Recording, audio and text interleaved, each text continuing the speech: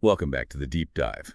So today we're tackling something uh, really prevalent, this paradox of success. Yeah, the sources call it the dreamer's curse. Exactly. You achieve, you hit all the marks, but instead of satisfaction, you feel, well, empty, burned out, maybe even a bit numb. Right. And our goal here isn't just to bash, hustle culture again.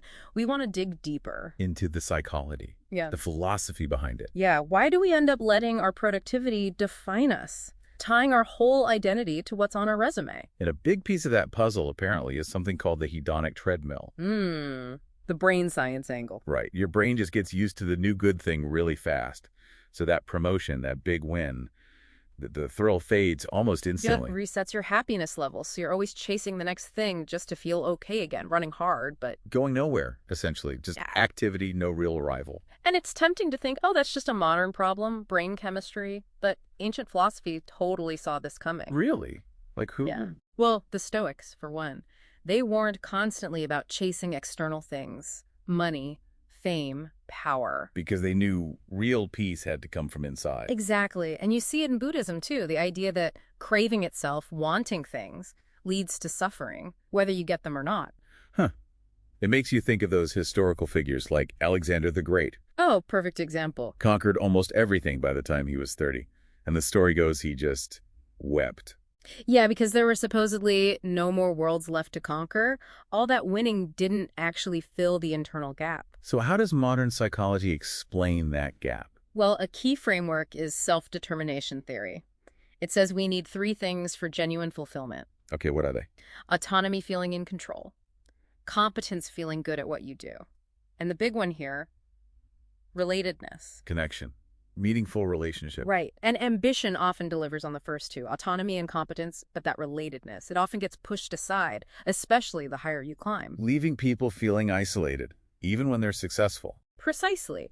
And that isolation makes you vulnerable to letting the outside world dictate your worth. Which reminds me of that Carl Jung quote. Yeah.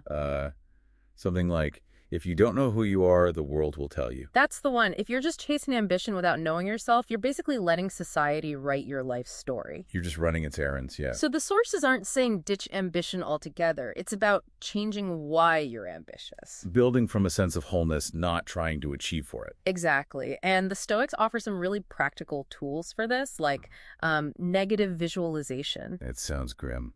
Yeah, it sounds counterintuitive, but it's about imagining failure, imagining losing what you're striving for. Okay. Why would you do that? It makes your ambition less of a desperate need, less of an escape from fear, and more of a conscious choice. You choose the climb, knowing the risks. Marcus Aurelius, the Roman emperor, focused on governing himself first. So, controlling the inner world before the outer one. Mm-hmm. That links to the psychological idea of an internal locus of control, doesn't it? Absolutely. Believing your worth isn't just tied to your latest win or failure. But you ask the key question, how do you build that when everything pushes external validation? Yeah. You have to shift your whole definition of what success means. Think Viktor Frankl. The psychiatrist who survived the concentration camps. Right. He argued that meaning, finding purpose even in suffering, is what makes life bearable, not the circumstances themselves. So if your win condition is finding purpose in the journey, not just hitting a specific outcome. You automatically shift that locus of control inward. Your worth isn't on the line with every external result. And that must be why intrinsic motivation is so powerful. Totally. The research backs it up. People driven by curiosity, by growth, by meaning. They actually do better, even by external standards. Often, yes. And crucially, they enjoy the process more. They burn out less because it's coming from a place of genuine interest, not just chasing rewards or running from fear. So mastering yourself doesn't kill your drive. No, it clarifies it. It refines it. Ambition stops being this needy search for validation. And becomes more like an expression of the value you already feel you have. You got it. It becomes creative, focused, grounded. Okay, so let's leave our listeners with a final thought. Tying into that Stoic idea of memento mori, remembering death. A powerful reminder. If you spend your whole life climbing mountains, achieving things, but you haven't built a self that you can actually live with, quietly, peacefully. Then all that external success means very little in the end. Right. Maybe the goal was never really the mountain. Maybe it was always about the person doing the climbing.